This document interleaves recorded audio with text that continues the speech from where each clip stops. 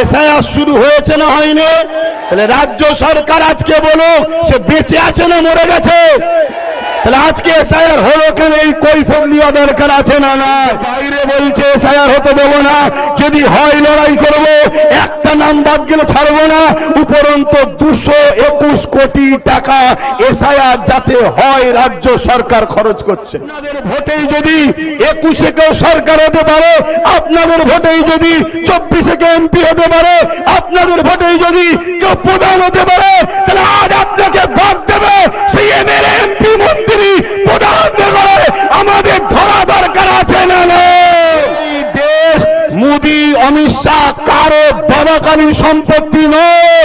যদি কারো উপরে জুলুম হয়, আমরা পাবলিক যারা দেশকে বিজয় করেছি, আমাদের পূর্বপুরুষদের অবদান আছে, আমরা সংগঠিত ঐক্য হয়ে রাজনীতির বাইরে গিয়ে জনগণ ভারতবাসী এক হয়ে যেভাবে ব্রিটিশদের বিরুদ্ধে লড়াই হয়েছে, আবার লড়াই আমরা করবো। রাজি আছে? যদি রাজি থাকেন উঠে দাঁড়ান, রাজি থাকেন উঠে দাঁড়ান, রাজি থাকেন উঠে দাঁড়ান। মনে রাখবেন, একটা লোক যদি জুলুম হয়, এর জন্য বিজেপি যেমন দোষী, রাজ্য সরকারও দোষী। কেন তুমি 90,000 অফিসার দিলে? কেন তুমি 221 কোটি টাকা এসআইআর এর জন্য খরচ করছো? তাই বিজেপিও দোষী, রাজ্য সরকারও দোষী। আমার এই কথাতে কারা একমত? একটু হাত তুলে সাক্ষী দেবেন। একমত আপনারা? একমত আপনারা? একমত আপনারা? আপনাদেরকে বলবো, কতবার আন্দোলন করবেন? কখনো বোরখা নিয়ে, কখনো 3 তালাক নিয়ে, কখনো ইউনিফর্ম সিভিল কোড নিয়ে, কখনো আমার শরীয়ত আইনের উপরে, কখনো এক নোংরা মেয়ে আম্মা আয়েশা হুজুরের বিরুদ্ধে, কখনো আই লাভ মুহাম্মদ রাসূল নিয়ে, কখনো এমন করে দেখা যায় 3 তালাক নিয়ে, কখনো দেখা যাচ্ছে আমার আল্লাহর দিন সম্বন্ধে রেপ করা নাকি পাপ নয় বলছে। আবার তোমার হাওড়া জেলার আমতার বিধায়ক নির্মল মাঝি মমতাকে বলছে আমাদের আল্লাহ। আর কত সহ্য করবে? এই সব কিছুর পিছনে একটাই কারণ, আমাদের হাতে ক্ষমতা নয়, আমাদের হাতে লাঠি নয়। তাই এরা ঘেউ ঘেউ করে যা খুশি বলে যাচ্ছে। অতএব নিজেদের পাওয়ার তৈরি করা দরকার আছে না? নাই আছে না?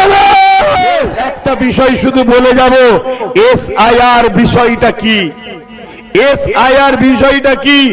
অ্যাকচুয়ালি ভারতবর্ষের আগে 12 বার 13 বার এসআইআর হয়েছে। নির্বাচন কমিশনরা বলছে 8 বার হয়েছে। আমি এটা ধরেই চলছি।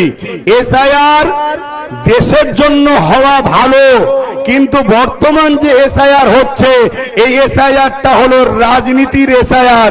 এটা আমাদের জন্য বড় ভয়ঙ্কর, দেশের জন্য ভয়ঙ্কর। এ থেকে আমাদের সবাইকে সজাগ হওয়ার দরকার আছে না? নাই? কিন্তু আমি আপনাদেরকে প্রশ্ন করব, এই রাজ্য সরকার কি বলেছিল? আমি বেঁচে থাকতে এসআইআর হতে, জোরে বলুন, হতে। এসআইআর শুরু হয়েছে না হয়নি? তাহলে রাজ্য সরকার আজকে বলো সে বেঁচে আছে না মরে গেছে?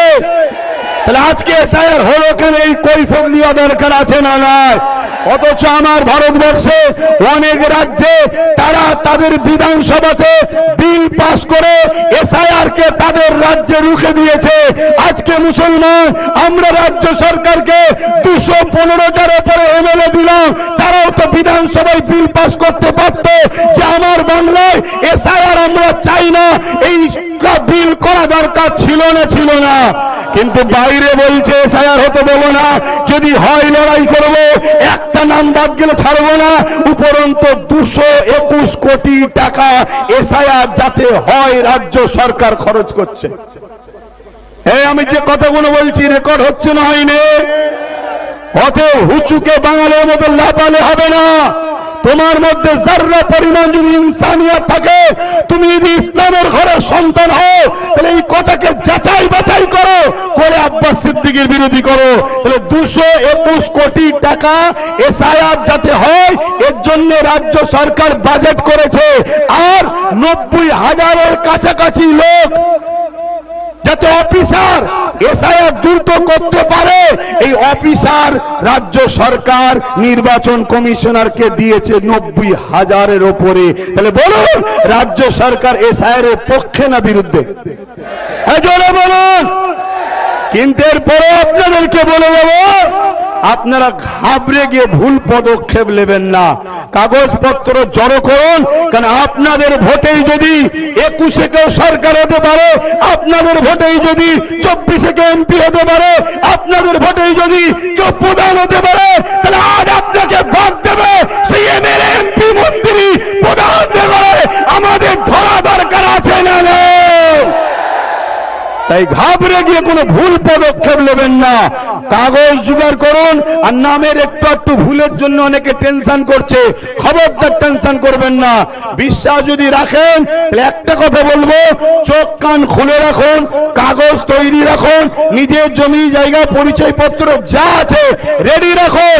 এতটুকু মনে রাখবেন, এই দেশ মোদি, অমিত শাহ কারো বাবাকালীন সম্পত্তি নয়।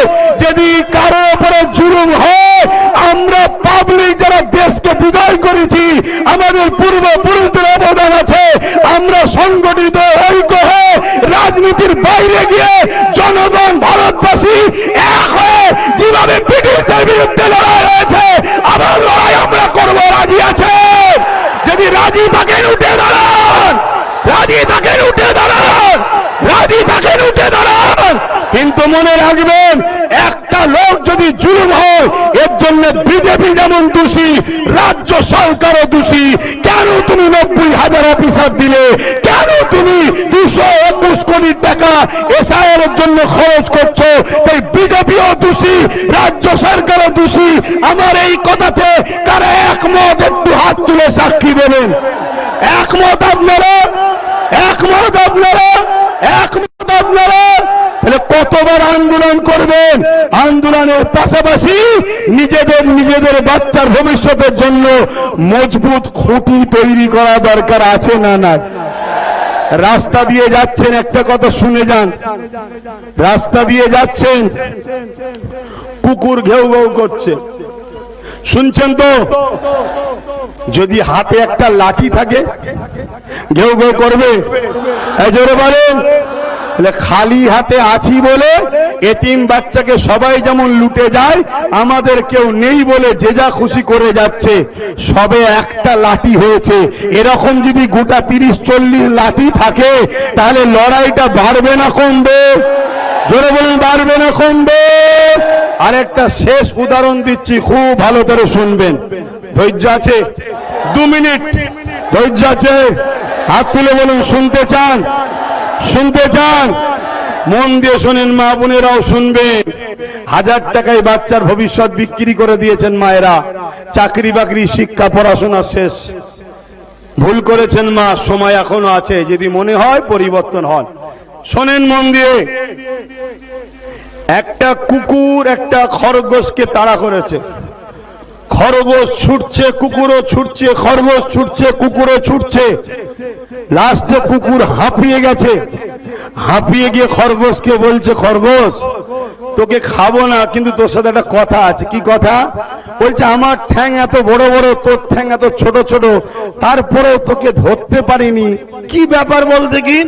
খরগোশ বলছে, মন দিয়ে শুনবেন, খরগোশ বলছে, আমি ছুটি নিজের বাঁচার জন্যে, আর তুই ছুটিস মালিকেরকে খুশি করার জন্য। তুই ছুটিস মালিককে খুশি করার জন্য, আর আমি ছুটি নিজে বাঁচার জন্যে। আপনাদের বলবো, ছোট পা হতে পারে, ছোট দল হতে পারে, নিজের জন্য ছুটুন। যদি নিজের জন্য ছুটতে না পারেন, বড় পাওয়ালা কুকুরের মতো ছুটে লাভ নাই। সারা জীবন ছুটো, ধরতে পারবেন না আপনি কাউকে। অতএব নিজের পায়ে দাঁড়ান, নিজের কথা ভাবুন। মনে রাখবেন, লোহা না হলে লোহা কাটা যায় না, মুফতি না হলে মুফতির বিরুদ্ধে ফতোয়া দেওয়া যায় না, পীর না হলে পীরের বিরুদ্ধে কথা বলা যায় না, আম সমাজ খাবে না। আপনাদেরকে বলবো, কতবার আন্দোলন করবেন? কখনো বোরখা নিয়ে, কখনো 3 তালাক নিয়ে, কখনো ইউনিফর্ম সিভিল কোড নিয়ে, কখনো আমার শরীয়ত আইনের উপরে, কখনো এক নোংরা মেয়ে আম্মাদ আয়েশা হুজুরের বিরুদ্ধে, কখনো আইলা মুহাম্মদ রাসূল নিয়ে, কখনো এমন করে দেখা যায় 3 তালাক নিয়ে, কখনো দেখা যাচ্ছে আমার আল্লাহর দিন সম্বন্ধে রেপ করা নাকি পাপ নয় বলছে। আবার তোমার হাওড়া জেলার আমতার বিধায়ক নির্মল মাঝি মমতাকে বলছে আমাদের আল্লাহ আর কত সহ্য করবে। এই সব কিছুর পিছনে একটাই কারণ, আমাদের হাতে ক্ষমতা নয়, আমাদের হাতে লাঠি নয়। তাই এরা ঘেউ ঘেউ করে যা খুশি বলে যাচ্ছে। অতএব নিজেদের পাওয়ার তৈরি করা দরকার আছে না নাই? আছে না নাই? আহলে সুন্নাত ওয়াল জামাত মনে করে আমরা দেশকে বাঁচাবার স্বার্থে, জাতিকে বাঁচাবার স্বার্থে, সর্বধর্মের মানুষের বাঁচাবার স্বার্থে আমরা ইনসাফ পরায়ণ, ন্যায় পরায়ণ, মানব প্রেমিক, সংবিধান প্রেমিক এমন লোকের পাশে আমরা দাঁড়াবো এবং তার সাথে দাঁড়াবো যে আমাদেরকে পার্টিসিপেট করবে, ভাগ দেবে।